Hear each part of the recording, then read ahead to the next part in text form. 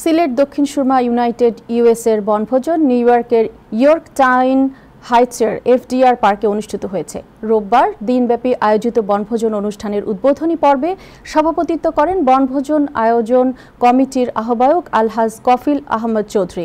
এই পর্ব পরিচালনা করেন সদস্য সচিব মাজলুল কামরান এবং বক্তব্য রাখেন আব্দুল হাসিম হাসনু, রিয়াজ উদ্দিন কামরান, মনসুর আহমেদ চৌধুরী, আজাদুর রহমান, সেবুল খান মাহবুব, মুজিবুর রহমান, আব্দুল আহাদ হেলাল, শ্যামল কান্তি, হুমায়ুন আহমেদ চৌধুরী, সামুল মাহমুদ সিদ্দিকী, শাহ কামাল উদ্দিন, শাহ সেলিম আহমেদ, আলমগীর আহমেদ, মাহবুব আহমেদ চৌধুরী, নজরুল ইসলাম সহ আরও অনেকে।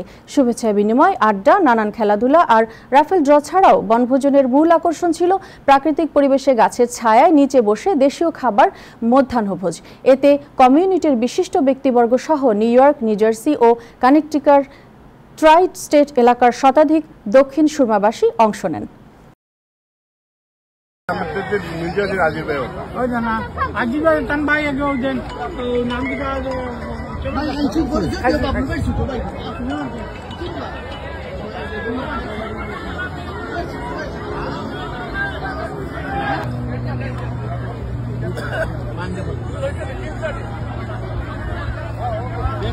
Yes,